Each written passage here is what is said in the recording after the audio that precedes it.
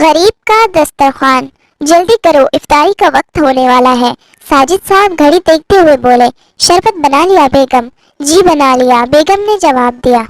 اور لسی بنا لی؟ جی وہ بھی بنا لی ہے، بیگم مسکراتے ہوئے بولے۔ ہاں دیکھو تو صحیح گرمی کس قدر شدید ہے، لسی کے بغیر تو گزارا ہی نہیں۔ اور پھر بیگم نے بچوں کے ساتھ مل کر ایک ایک چیز دسترخوان پر سجانا شروع کر دی۔ یہ پکوڑے، یہ سموسے، یہ دہی بڑے، یہ کسٹرڈ، یہ چنا چاٹ، یہ فروٹ چاٹ، لسی الگ، روح افزا کا دودھ والا شربت الگ، اور بچوں کی فرمائش پر کوئس بھی بنایا گیا ہے۔ ارے بیگم کھجورے تو لے کر آؤ، کھجور سے روزہ کھولنا تو سنت ہے بھائی۔ جی جی لاتی ہوں، دھو رہی ہوں، یہ لیجئے۔ کھجورے بھی آ گئی۔ دسترخوان انواع اقسام کے کھانوں سے سج گیا۔ بڑے چھوٹے سب بیٹھ کر روزہ کھلنے کا انتظار کرنے لگے۔ چھوٹا بیٹا اسد کہنے لگا، امی چکن رول تو بنائے نہیں آپ نے؟ بیٹا اتنا کچھ تو ہے، اب باقی کل بنا لیں گے، سب کچھ آج ہی کھانا ہے کیا؟ اچھا ٹھیک ہے، لیکن کل ضرور بنائیے گا امی۔ اچھا ٹھیک ہے بیٹا، ماں نے بڑے پیار سے بیٹے کو بہلایا۔ بیگم سالن کیا بنایا ہے؟ نماز کے بعد میں کھانا کھاؤں گا گھر آ کر۔ ساجد صاحب بیگم سے مخاطب ہو کر بولے، جی جی سالن بھی بنا لیا ہے آپ کی پسند کا، کوفتے پہلے ہی بنا کر فریج میں رکھے ہوئے تھے، بس منٹوں میں سالن بھی تیار ہو گیا ہے۔ بیگم فخر سے مسکرائی، واہ جناب، ہماری بیگم کی سلیقہ مندی کا کیا کہنے، ماشاءاللہ۔ اور پھر سب گھر والوں نے دعا کے لیے ہاتھ اٹھا دیے۔ افطار کے وقت روزے دار کی دعا قبول ہوتی ہے، بس ایک دیوار کا ہی تو فرق تھا، دیوار کے اس پاس شکیل کا گھر تھا۔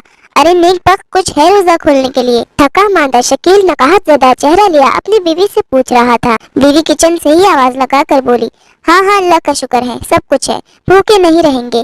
اور پھر شکیل کی بیوی رضیہ اپنی چھوٹی بیٹی کے ساتھ مل کر دسترخوان لگانے لگی۔ ابلے ہوئے آلووں کا سالن اور روٹیاں دسترخوان پر لا کر رکھتی، ساتھ میٹھا شربت بھی۔ یہ میٹھا شربت وہ شربت ہوتا ہے جس میں چینی کے سوا اور کچھ نہ ہو، نہ روح افزا، نہ نورس، نہ کوئی اور مشروب، نہ ہی لیمبو، صرف سادہ چینی کا میٹھا پانی اور گنتی کی 6-7 سوکھی سی پکوڑیاں۔ سوکھی اس لیے کہ ان بیچاری پکوڑیوں کے نصیب میں نہ پیاز، نہ آلو، نہ پالک، نہ بند گوبھی، کچھ بھی نہیں۔ کھائے تو روزہ داروں کے حلق میں اٹکنے لگے، مگر کیا کرے، مجبوری ہے نا، آخر غریب کا بھی تو دل چاہتا ہے کچھ چٹپٹا کھانے کو۔ یہ ہے غریب کا دسترخوان۔ شکیل کی دونوں بڑی بیٹیاں جو قرآن مجید کی تلاوت کر رہی تھی وہ بھی آ کر بیٹھ گئی، اور یہ مختصر سا گھرانہ روزہ کھلنے کا انتظار کرنے لگا۔ شکیل نے ایک نظر دسترخوان کی طرف دیکھا اور پھر اپنی تینوں معصوم بیٹیوں کی طرف۔ دل میں درد کی ایک لہر سی اٹھی، اس عمر میں بچے کے کیا کیا شوق ہوتے ہیں، اور میں تو ان معصوموں کو ڈھنگ سے کھلا بھی نہیں پاتا۔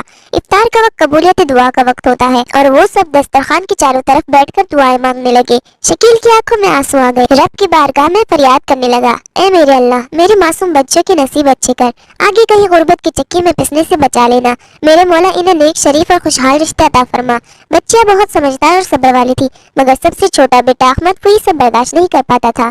ابھی میں اسد کے ساتھ اس کے گھر چلا گیا تھا، امی اس کے گھر میں دسترخوان روزانہ بھرا ہوتا ہے ہر طرح کی چیزوں سے، امی ہمارے گھر میں کیوں نہیں ہوتا یہ سب کچھ؟ احمد ماں کی طرف دیکھ کر منہ بسوڑنے لگا، مجھ سے نہیں کھائے جاتے روز روز، کبھی آلو، کبھی ٹنڈے، کبھی دال۔ کتنی دفعہ سمجھایا ہے بیٹے، صبر کرو، اللہ سب ٹھیک کر دے گا۔ رضیہ اپنی بیٹی کو مخاطب کر کے بولی، صبر تو کرتا ہوں امی، مگر کبھی ہفتے میں ایک دفعہ تو اچھا کھلا دیا کرے، کبھی اس شربت میں روح افزا تو ڈال دیا کرے، کبھی تو گوشت یا مرغی کا سالن بنا لیا کرے۔ یہ ٹنڈے ترئی اور ابلے آلو ہی ہمارے نصیب میں رہ گئے ہیں کیا؟ چھوٹا احمد نہ جانے کیوں اب ضبط کے بندھن چھوڑ بیٹھا تھا، ہچکیوں سے رو رہا تھا۔ ماں کا کلیجہ تڑپ اٹھا، آگے بڑھ کے احمد کو سینے سے لگا لیا اور خود بھی سے سک کر رونے لگی۔ صبر کر میرے لال، صبر کر، اللہ نے صبر کرنے والوں کے لیے جنت بنائی ہے، وہاں سب کچھ ملے گا بیٹا، صبر کرو۔ اور احمد ماں کے سینے سے لگا کٹ کٹ کے ہچکیاں بھرتا رہا۔ ابھی 11-12 سال کا ہی تو تھا، مگر روزے سب پورے آ رہے تھے اس کے۔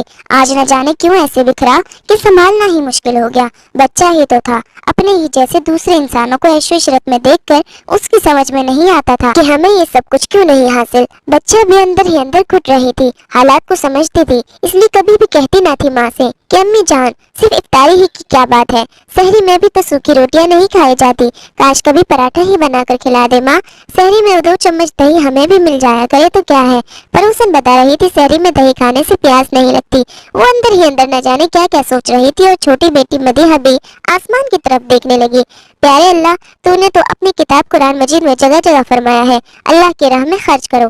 ابھی تو میں سورہ بقرہ کا ترجمہ پڑھ رہی تھی، ترجمہ: جو لوگ اللہ کی راہ میں اپنا مال خرچ کرتے ہیں، پھر نہ تو جس کو دیا اس پر احسان جتاتے ہیں اور نہ کسی اور طرح اس کو اذیت پہنچاتے ہیں، تو ان کے لیے ان کے رب کے پاس اس کا ثواب ہے، اور قیامت کے دن نہ تو ان کو کسی قسم کا خوف ہوگا اور نہ وہ غمگین ہوں گے۔ اللہ جی، کیا لوگ قرآن نہیں پڑھتے؟ کیا قرآن ان کے سمجھ میں نہیں آتا؟ تو پھر یہ لوگ کیوں اللہ کی راہ میں خرچ نہیں کرتے؟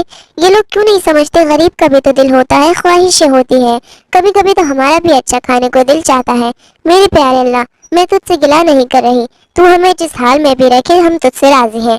میں تو بس اپنے دل کی باتیں تجھ سے کر رہی ہوں، امی سے کہوں گی تو اور دکھی ہوں گی نا، اس لیے تجھ سے کہتی ہوں۔ پیارے اللہ، کچھ اچھا کھانا کھانے کو بہت دل چاہ رہا ہے، بہت پیاس لگی ہے۔ میرے اللہ، دودھ والا شربت پینے کو بہت جی چاہ رہا ہے۔ میرے پیارے اللہ، تو ہمیں اپنے فضل سے دنیا میں بھی کھلا اور آخرت میں بھی ہمیں نعمتوں بھری زندگی عطا فرما اور ہمیں اپنا فرما بردار بنا لے۔ پیارے اللہ، اپنے خزانوں میں سے ہمیں بہت ساری کھانے کی اچھی اچھی چیز عطا فرما۔ مدیحہ اپنی ہیرو میں اللہ سے باتیں کی جا رہی تھی۔ گھر کا ہر فرد اللہ کے ساتھ مناجات میں مصروف تھا۔ افطار سے پہلے کا آدھا گھنٹہ یوں ہی گزر گیا۔ اذان ہونے ہی والی تھی کہ کسی نے دروازہ کھٹکھٹایا۔